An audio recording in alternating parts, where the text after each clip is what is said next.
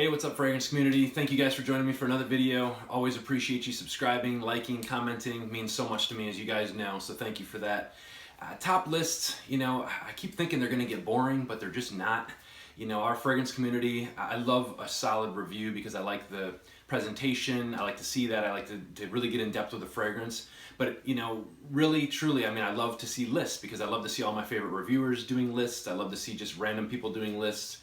Fragrance groups, all the people in there just kind of let me know what they're wearing, and I like just a quick list of things, of fragrances you can really grab a hold of, the top 10s or top 15s or top 20s or whatever, just so you really know what guys are wearing or what you're gonna be wearing for the year, things like that. So lists, sometimes we always top list, and it just, if you think it's gonna get boring or out of, it's going to go out, it's not. I love the top lists, and I'm sure you guys do too. They obviously get the most views, and that's what we like to know, is the quick take on, boom, this is what I'm wearing. So this is my top 25. Again, I ramble on way too much, so I apologize for that, but I don't edit, so this is me, and it is what it is, first take. So, but I'm going to try and do the best I can. I'm not going to go into depth with these because it's 25. I want this kind of to be short, a short enough video where you guys won't get too bored after 5 minutes. So.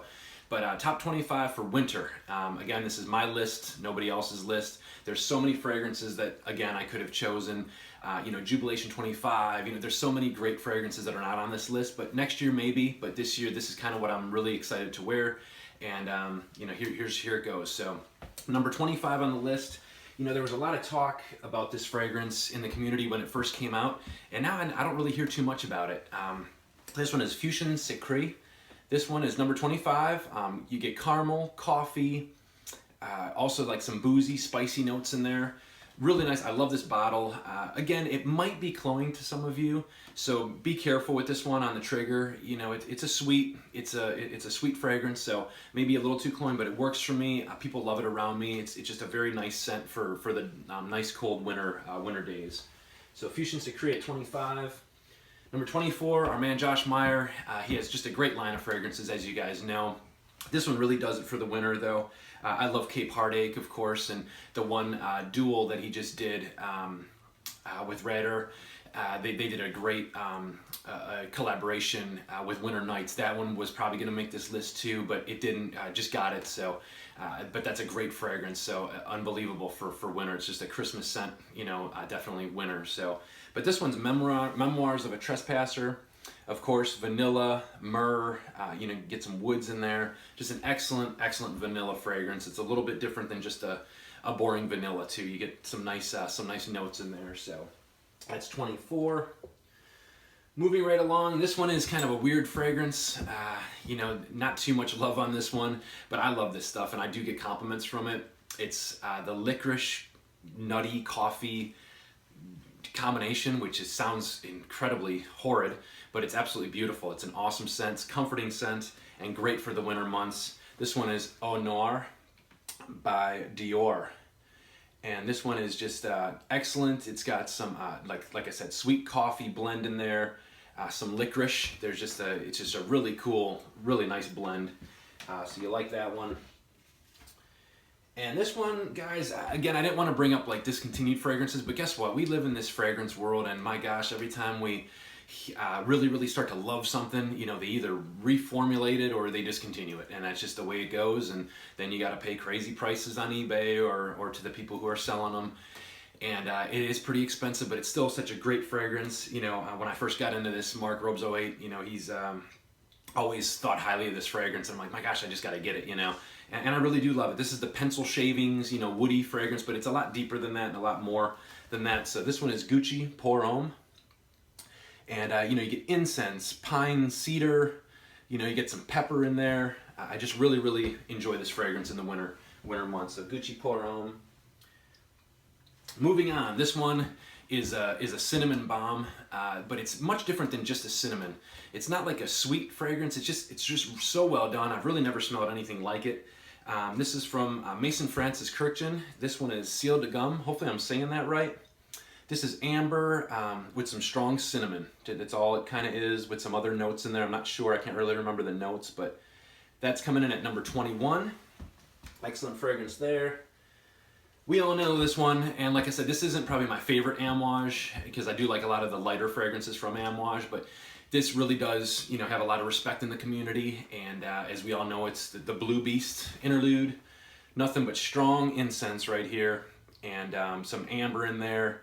It's just a beautiful scent. A lot of people, you know, this would be like a great church scent, or, you know, going to church, or even like a night out, something like that. But it's just a very classy, strong, so go easy on the trigger, but very nice scent there. Another discontinued gem. Now, you can go with Tom Ford Plum Japonais, and that might be comparable. You know, I've never smelled that fragrance, so shame on me for that. I hear it's a great one. Come to think of it, maybe I have smelled it. I can't remember. It was a couple years ago when it first came out or whatever. But this one is Andy Warhol, as you guys know.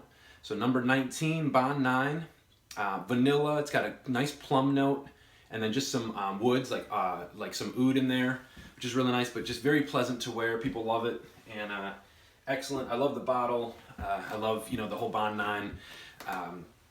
Andy Warhol, you know, thing, because it's discontinued and it's kind of rare now, and I like that about, you know, something that happens to the fragrance. Also, I love New York, guys. If you haven't gotten your nose on, or if you haven't gotten a bottle of that, I mean, that's a beautiful fragrance for winter. Very sweet, coffee, kind of chocolate kind of thing going on, and that is discontinued now, because I think that I Love New York is out.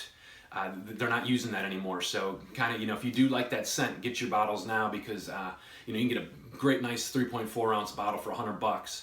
And I know within a couple years it'll probably be $200-300. So, but Bond 9, Andy Warhol. Moving right along, this one is a love-hate fragrance. Some people get some weird vibes off of it. I guess it's just your skin, but I love this stuff. This is Frederic Malle Musc Ravageur, and this one, cloves, cinnamon, vanilla, just a beautiful, beautiful scent. Very sexy, sensual. But again, it's not going to work for everyone, but I just like this stuff, and I think it's really meant for the colder months, and it just works really well. So Musc Ravageur. Now this one could have made it very high up on the list. This is just a designer that really changed the game.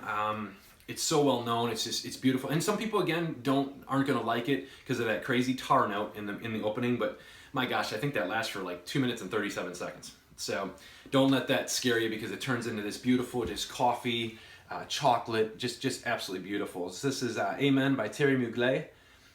You get that really nice patchouli DNA that you know, Thierry Mugler always has. Just excellent. You know, very nice coffee note in there as well. Again, this one I believe made my fall list too, but I just love this scent so much. It's comforting to me because it brings me back to the days, you know, the winter days, the Thanksgiving, you know, Christmas, things like that. When I did go, you know, to my uncle's at his cottage and stuff, and we used to go to that candy shop. I always think about that goofy candy shop when I smell this. But Coco Blanc by Matriarch, excellent fragrance right here. So it's just you know, white chocolate, vanilla. You get a little bit of woods in there, but I really love this scent. Now there's going to be 2 of these back to back. Now there's so many of these fragrances that I have not gotten my nose on yet. So again, shame on me. I think they have 543 fragrances out right now, so it's very hard to keep up with. But this one is just so beautiful. Now this may come across as a little feminine to certain guys. It is, you know, the first couple times I wore it, it kind of was like, it was leaning towards the feminine, but I just love this stuff so much now, and it really works well on my skin. I've had it for a year or 2 now, and I just really love it. But Intense Cafe by Montel. And this, you just get, I think it's that rose and some floral notes in there that give it that feminine vibe. But man, the vanilla, coffee, and performance on these, every single one just performs so well. So there's that, Intense Cafe. And I was thinking about Montel, and this is my first one. I don't know if you guys remember, but Tunes, he was just a great reviewer, and I kind of miss him. He was just a class act, good dude.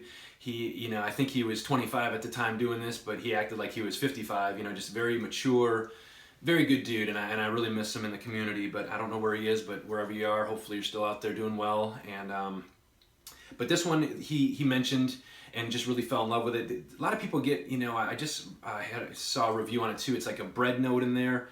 But I'm not really sure. I think it's just amazing. But Red Oud, and that one is going to be at number 14. I get a lot of saffron, some woods, but it's got that sweet vibe to it too. It's just really, really nice. So great fragrance right there. Now this one, seeing that I'm gonna be a little bit more dressed up now for work and stuff, this one's really gonna work really well. It should have probably been higher on the list, but you know, there's a couple more that I really love in front of this one, but this one has always been a staple in my collection. One of my first niche fragrances. You know, a lot of people get that cocaine vibe or whatever. Never done it, never tried it, so I'm not really sure what that smells like. But this is just such a classy class act. I always see a man in a suit wearing this fragrance, and it's absolutely stunning. I love this fragrance. Very manly, very nice. But Tuscan Leather by Tom Ford, coming in at number 13. Leather, oh geez, it's awesome. You get this raspberry note in there. But what I really get truly after about an hour is just a really nice suede leather. Just a beautiful scent, guys. Excellent there. Again, another great designer. As we all know, this is just such a hyped designer. It should be. I mean, it's just an awesome fragrance. Please, guys, there is a difference. I know there's a difference with performance because I've tried it time and time after again. The smell is pretty similar, but the performance is not there anymore. And I don't know if it's going to take 5 years for a 2015 bottle to maybe have some performance because it might, you know, get rid of some of that alcohol in there or whatever. I don't really understand fragrances as well as a lot of you guys do with time, because say if you have a fragrance that's brand new, it's brand new, it's fresh, you know, and of course it's going to smell good, but sometimes with time, if it does evaporate a little bit of, you know, and there's more oil, maybe it might evaporate some of the alcohol, and a lot of times, you know, after a few years or whatever, you do have that, oh my gosh, the performance is great. Well, maybe it just kind of natured into that, you know, or matured into that. You know, so I'm not sure, but this 2010 bottle, I also have a couple 2009s as well. These are awesome. I love this fragrance so much. But La Nuit de l'Homme, which is just an awesome fragrance, coming in at number 12. Cardamom, it's got a great lavender note. I just really love this fragrance, but always be on the lookout for the heavy cap. It's metal, of course. You got the opening like that. It's not the smaller one. And it's just a, you know, it's a metal cap. It's heavy. So look out for those. 09 and 10 are the only bottles that'll have that. So check that out, guys. But that's La Nuit de l'Homme. Now, of course, Creed is, you know, my favorite house still to today. Probably Creed, you know, Killian, Amouage, you know, Xerjoff too. Xerjoff is one of my favorites now too. But Creed always just has that kind of, there's always a place in my heart for Creed because I just love the summer freshy scents. But this one I wanted to put in the list for winter because it is more of a cool scent. I like a cool weather scent. But Royal Oud by Creed, really love this one. Coming in at number 11. You get some cedar in there. Of course, the ambergris. You know, just very nice fragrance. And it's not too